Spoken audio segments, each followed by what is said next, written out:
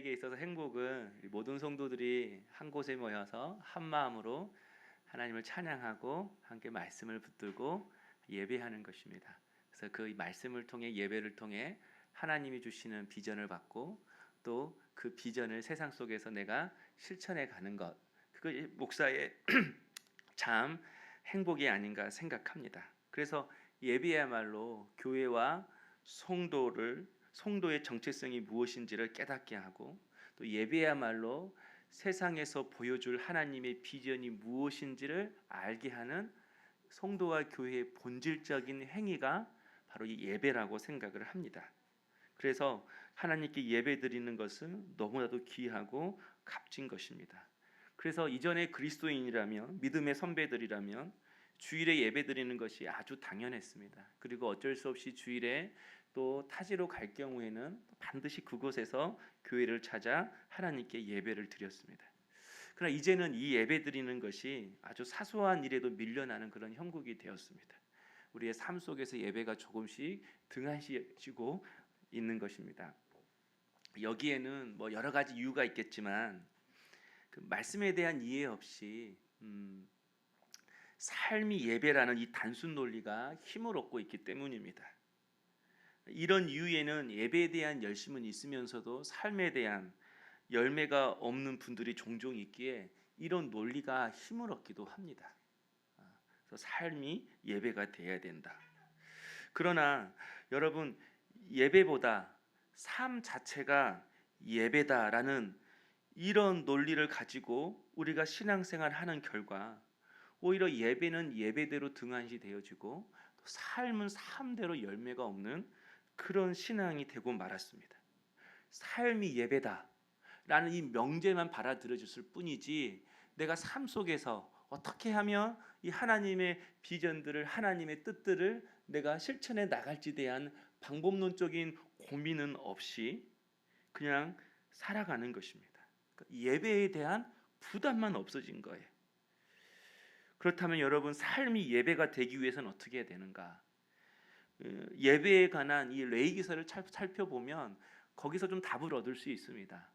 성경에서 말하는 삶이 예배가 되려면, 삶이 제사가 되려면 오늘 말씀에 나오는 곡식을 추수하고 나서 첫 이삭을 하나님께 바치는 제사와 또 추수한 과정에서 이삭을 남겨두는 이 규례를 통해서 삶이 예배가 되려면 어떻게 해야 되는지를 보여주고 있습니다.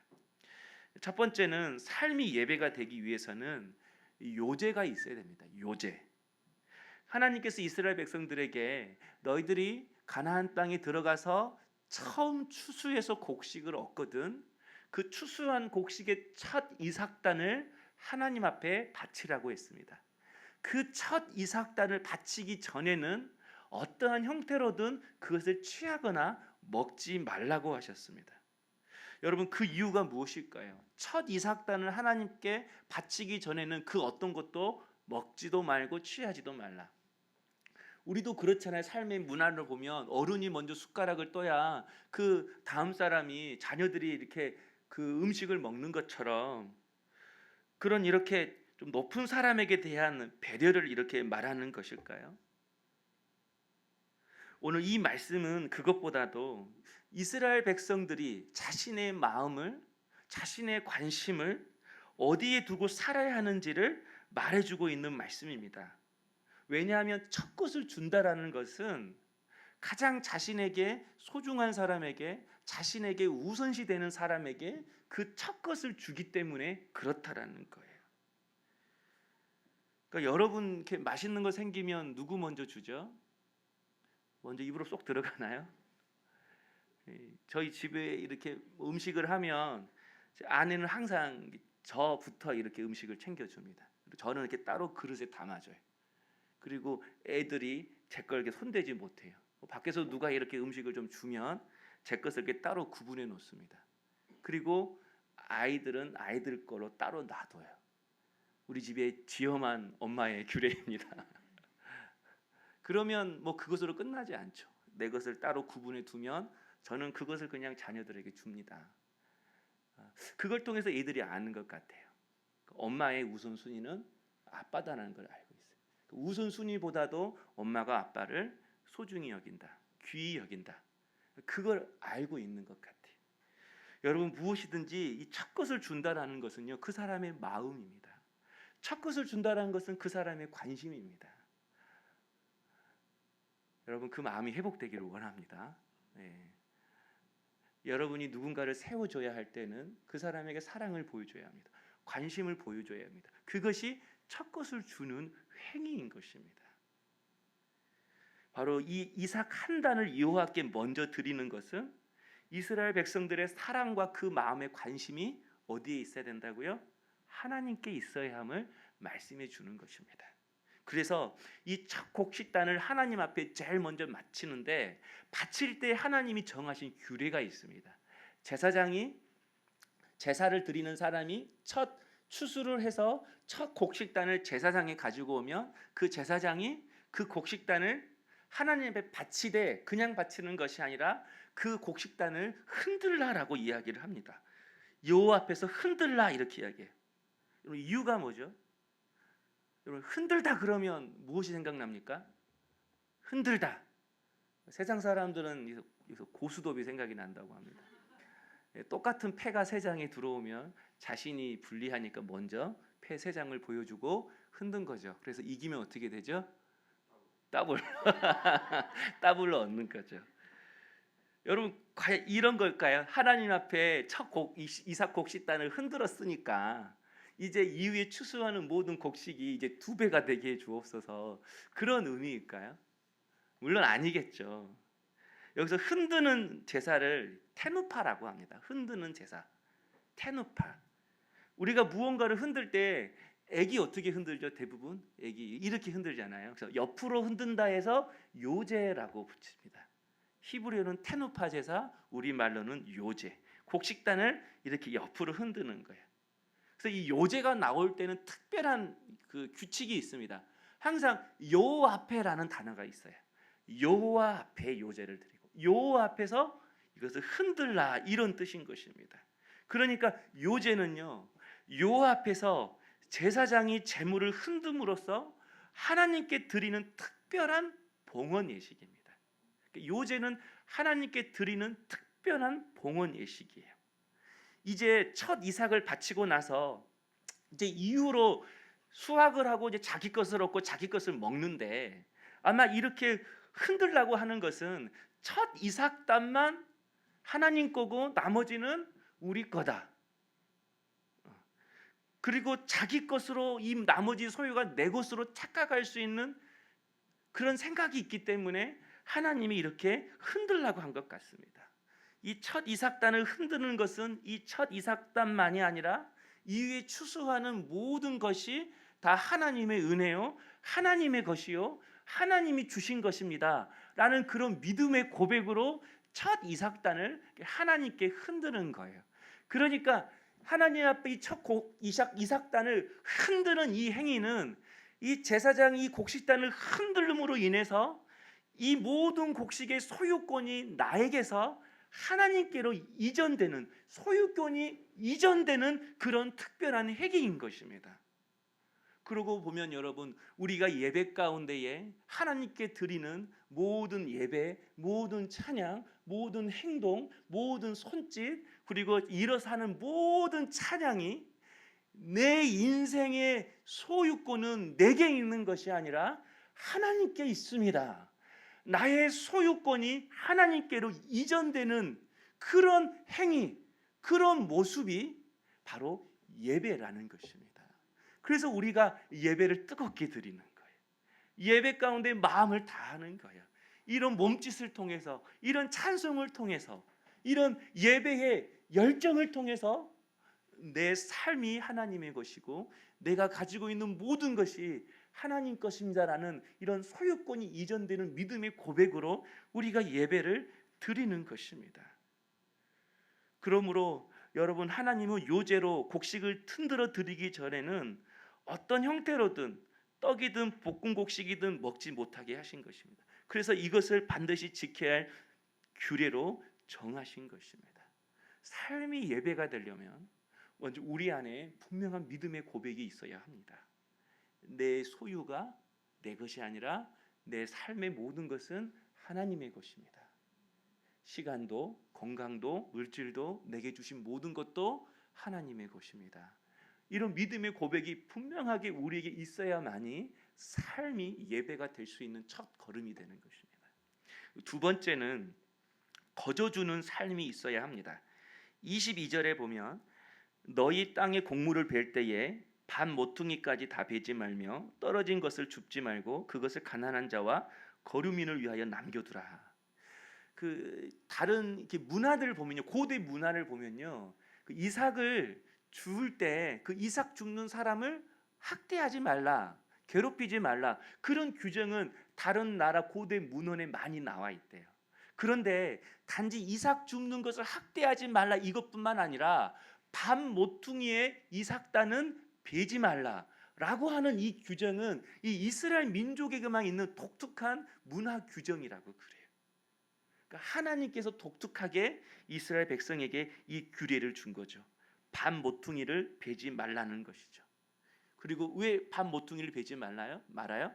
그 반 모퉁이에 베지 않는 곡식, 그리고 땅에 떨어진 그 이삭으로 인해서 고아, 가부, 거류민들이 그것을 통해서 생활을 할 수 있도록, 경제적인 도움을 줄 수 있도록 그렇게 남겨두라고 말하는 것입니다.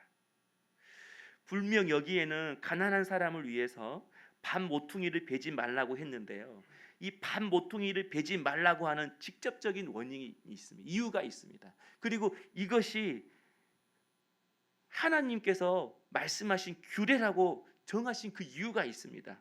왜냐하면 이스라엘 백성들이 다 자기 땅이라고 생각하는 분배받은 그 땅에서 곡식을 심고 씨를 뿌리고 곡식을 얻었지만 결국 자기 땅이라고 하는 그 땅은 하나님이 주신 땅이기 때문에 그렇습니다. 그래서 10절에 보십시오. 뭐라고 나오죠? 내가 너희에게 주는 땅에 들어가서, 내가 너희에게 주는 땅이래요. 그러니까 이스라엘 백성들은 자기 땅에서 소출을 얻은 것이 아니죠. 누구 땅에서요? 하나님 땅에서 소출을 얻은 거예요. 그리고 요제의 방식으로 예배를 드렸잖아요. 내 소유는 내 것이 아니라 하나님 것입니다라는 소유권이 이전되는 그런 요제의 방법으로 하나님께 예배를 드렸기 때문에 그렇게 밥 모퉁이를 베지 말라는 거예요. 땅도 하나님이시고 그리고 그 곡식을 주신 이도 하나님이시기 때문에 밥 모퉁이를 주지 말라는 것입니다. 그러므로 여러분, 온전한 예배를 드릴 때 우리에게 주어지는 비전은 다른 비전이 아닙니다. 밥 모퉁이 이삭을 베지 않는 비전입니다. 예수님은 이 비전을 이렇게 표현했어요. 마태복음 10장 8절에 너희가 거저 받았으니 거저 주라. 거저 받았으니 거저 주다. 욥은 그랬잖아요. 주신 이도 여호와시요 취하신 이도 여호와시니 나는 하나님 앞에 찬송할지로다. 하나님 앞에 온전한 예배를 드리는 사람은 하나의 비전이 생기는데 그 비전은 거저 주는 인생입니다. 세상이 꿈꿀 수 없는 비전이죠. 세상 사람들이 말하지 않는 비전이죠. 이 비전은 희생이 담겨져 있는 꿈이고 비전입니다. 거저 받았다라는 은혜의 깨달음이 없이는 거저 주는 삶의 변화가 없습니다. 거저 받았다라는 이 은혜를 내가 깨닫고 내 삶 속에서 거저 주는 삶이 될 때에 그 삶이 예배가 되는 것입니다. 그래서 삶이 예배란 그런 거예요.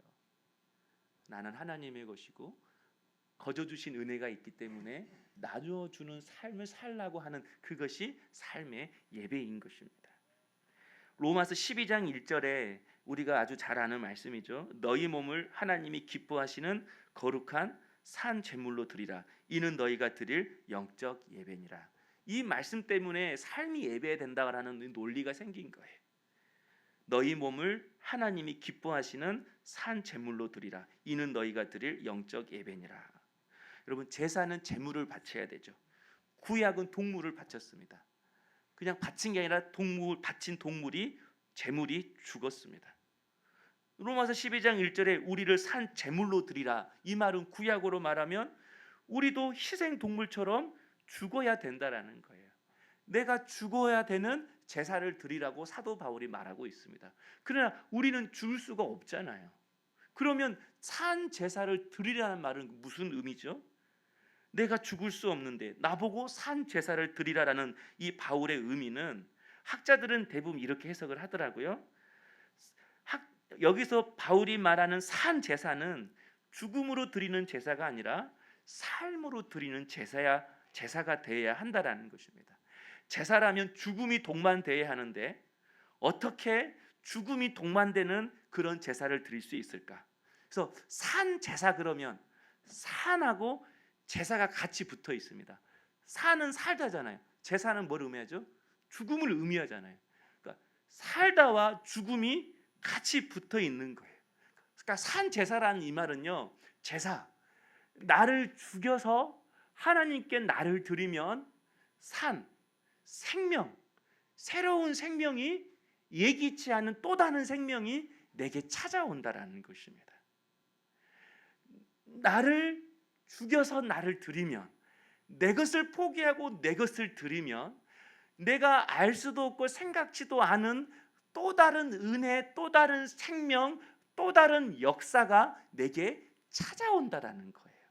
이게 산 제사라는 것입니다. 예수님이 자기의 몸을 산 제사로 드렸죠. 주님은 직접 자기 몸을 십자가에서 우리 죄를 위해 죽으셨습니다. 그러나 그분이 죽으셨지만 죽음으로 끝나지 않았습니다. 또 다른 생명이 그에게 찾아와서 주님은 살렸죠. 그 생명은 바로 성령입니다. 부활의 생명이 주님께 찾아왔습니다. 그리고 그 부활의 생명은 주님께로만 끝나지 않고 우리에게로 흘러 들어왔습니다. 산 제사라는 것은 주님처럼 나를 죽여서 내 삶을 하나님께, 그리고 반 모퉁이의 이삭을 먹어야만 살 사람들에게 내 삶을 드릴 때에 하나님은 또 다른 생명으로, 또 다른 은혜의 모습으로, 또 다른 축복의 모습으로 내게 찾아오셔서 내 삶을 복되게 하시고 새롭게 하신다라는 사실입니다. 그러므로 여러분, 우리도 마찬가지입니다. 주님을 본받아서 우리도 우리의 자아를 십자가에 못 박고 거저 받았으니 거저 나누어 주는 삶을 사는 것이 바로 산 제사를 드리는 것입니다. 내 것을 나누어 주는 것은 쉽지가 않습니다. 내 것이라는 그런 생각이 내 안에 내려놓아져야 합니다. 내 것을 누군가 함께 나눈다라는 것은 내 자아가 죽지 않고서는 절대 그럴 수가 없는 일인 것입니다. 오늘 삶이 예배가 되기 위해서는 내 안에 욕심을 내려놓고, 내 안에 나 중심적인 삶을 내려놓고, 이제 내 주변에 반 모퉁이의 이삭을 먹어야만이 살 수 있는 그런 사람들이 내 눈에 비춰지고, 또 그 사람들에게 내 삶, 내게 주신 그 은혜를 나누어 줄 수 있는 우리 복된 성도님 될 수 있기를 소망합니다. 그런 사람에게 주님은 또 다른 은혜를 주신다고 했는데, 예수님은 그 은혜를 6장 38절에 이렇게 이야기했습니다. 주라, 그리하면 너희에게 줄 것이니 곧 후히 되어 누르고 흔들어 넘치도록 하여 너희에게 안겨주리라. 너희가 헤아리는 그 헤아림으로 너희도 헤아림을 도로 받을 것이니라. 주라, 그리하면 너희에게 줄 것이니 곧 후히 되어 누르고 흔들어 넘치도록 너희에게 안겨주리라. 마태복음 5장부터 7장을 산상수훈이라 그러죠. 5장에 팔복이 나와 있는데 오늘 누가복음 6장 38절은 그 산상수훈에 없는 예수님의 구복이라고 이야기를 합니다. 주라, 그리하면 너에게 줄 것이니. 주는 삶을 살 때에 주님도 우리에게 주시는 것입니다.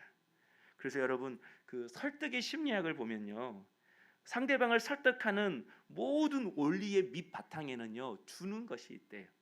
상대방을 설득시키는 것, 상대방의 마음을 움직이는 그 비결은 주는 것에 있다라는 것입니다. 그래서 자꾸 주라는 거예요. 자꾸 주면 상대방이 어떻게 되죠? 빚진 마음이 되는 거예요. 자꾸 받으면 빚진 마음이 되는 거예요. 그래서 이 빚진 마음보다 더 설득이 잘 되는 마음은 없습니다. 설득력은요 주는 것에서 나오는 것입니다. 여러분, 논리와 맞발로 설득하는 게 아닙니다. 큰 목소리로 설득하는 게 아닙니다. 논리와 이성이 있다고 설득되어지는 것이 아닙니다. 많이 주면 설득이 됩니다. 그러니까 최고의 설득은요 빚진 마음을 만들게 하는 거예요. 그래서 자꾸 주는 거예요. 자꾸 주면 관계가 좋아집니다. 자꾸 주면 사람이 몰립니다. 자꾸 주면 그 사람의 마음이 움직입니다. 그리고 설득됩니다. 그리고 일도 잘 되는 거죠. 이게 지혜로운 삶의 사람의 사는 길이고 이것이 바로 삶이 예배가 되는 것입니다. 성도 여러분, 주는 삶을 사십시오. 그래서 상대방으로 하여금 빚진 마음이 되게 하십시오. 그럴 때에 그 마음이 움직이는 거예요. 주는 것 없이 절대로 사람의 마음은 움직이지 않습니다. 그래서 목회라는 것은 무엇일까 생각했는데 성도들에게 나는 주는 자다. 이걸 당당하게 외칠 수 있도록 만드는 것이 저는 이게 목회의 또 하나라고 생각을 합니다. 하나님이 나를 주는 자로 세우셨다. 주는 자로 세우셨다. 거저 받은 은혜, 거저 주는 그 마음으로 주님의 은혜를 자꾸 나누어 주는 주의 종들이 될 수 있기를 소망합니다. 내 삶이 하나님의 것이요. 그리고 그 은혜 받았으니 나도 주는 삶을 살겠다. 삶이 예배가 되는 그런 복된 삶을 사시는 우리 성도님 될 수 있기를 주님의 이름으로 축원합니다.